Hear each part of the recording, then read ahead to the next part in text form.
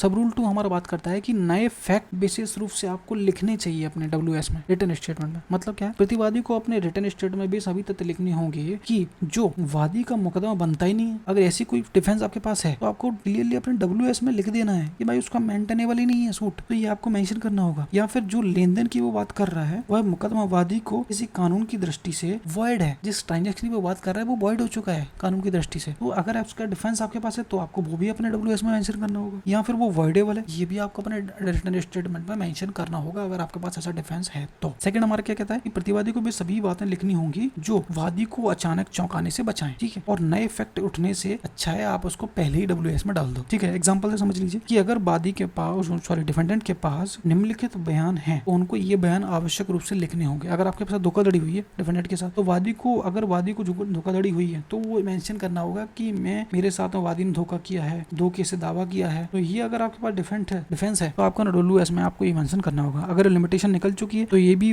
वादी को अपने प्रतिवादी को अपने WS में लिमिटेशन का डिफेंस लेना होगा। अगर वादी आपको पहले ही रिलीज कर चुका था कि जो मैं पैसे आपको दे रहा हूँ मैं उससे आपको छोड़ देता हूँ, लेकिन अब उसने सूट फाइल कर दिया तो वो पहले रिलीज कर चुका है, तो उसकी जो आपके पास जो एविडेंस है उसको आप लिख सकते हो कि उसने मेरे को पहले ही उसको रिलीज कर दिया था जो मेरे पास दायित्व था, तो अब इसने सूट फाइल क्यों किया है। तो ऐसा कोई डिफेंस है तो आप उसको भी मेंशन कर सकते हो। पेमेंट है आप पहले ही कर चुके हो तो उसका डिफेंस आप ले सकते हो, तो इसलिए आप अपने WS में मेंशन कर देना। परफॉर्मेंस आप ऑलरेडी जो कॉन्ट्रैक्ट है उसका परफॉर्मेंस कर चुके हो मान लीजिए, लेकिन फिर भी वो अपना प्लेंट में बोल रहा है कि इसने नहीं किया, तो ऐसा बचाव आपके पास अगर है तो आप अपना WS में मेंशन कर देना। अगर इलीगलिटी का मामला है कि जो अवैधता का मामला है कि अगर आपका पूरा केस लेन देन या फिर पूरा कॉन्ट्रैक्ट कानून के अगेंस्ट है, इलीगल है, तो आप ये डिफेंस जरूर लेना होगा। अगर जितने भी प्रतिवादी के पास डिफेंस होते हैं तो उसको अपने WS में ही लेने होंगे। Hello everybody, welcome back the channel.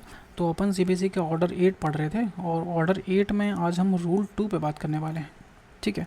तो चलिए शुरू करते हैं। रूल 2 हमारा बात करता है कि नए तथ्यों को विशेष रूप से लिखा जाना चाहिए, यानी कि जब भी आप WS अपना दाखिल करोगे, डिफेंडेंट दाखिल करेगा, तो उसमें कोई नए फैक्ट अगर आपके पास हैं तो उसे विशेष रूप से यानी कि स्पेसिफिकली आपको लिखना चाहिए अपने WS में।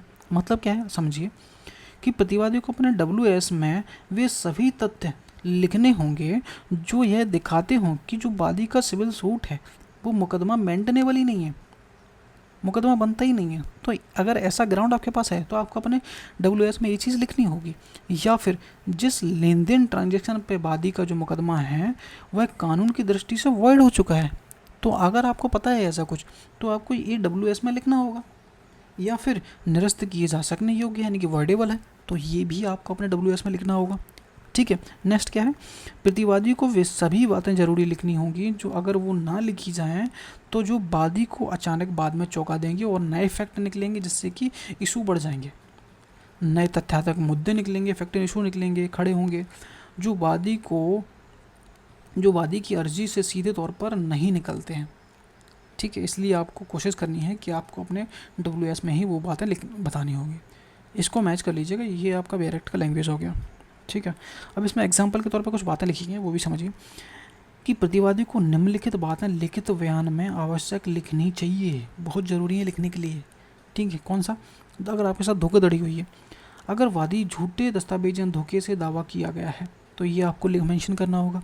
अगर वादी का जो सूट है वो लिमिटेशन, अगर मुकदमा लिमिटेशन के बाद दायर किया गया तो ये आपको अपने डिफेंस के तौर में WS में लिखना होगा। अगर विमोचन की बात है, रिलीज़ की बात है, अगर वादी पहले ही आपको जो प्रतिवादी को दायित्व से मुक्त कर चुका है, मान लीजिए 50,000 रुपये थे, वादी पहले ही बोल चुका था चल कोई बात नहीं तूने नहीं दिए तो मैं अपना दावा छोड़ रहा हूँ, तो पहले रिलीज़ कर चुका था लेकिन फिर से सूट फाइल कर दिया, तो अगर आपके पास ऐसा डिफेंस है तो आपको उसको मेंशन करना होगा। भुगतान, पेमेंट की बात कर रहा है कि अगर प्रतिवादी ने पहले ही पैसा चुका दिया है तो ये बात भी आपको अपने WS में लिखनी होगी।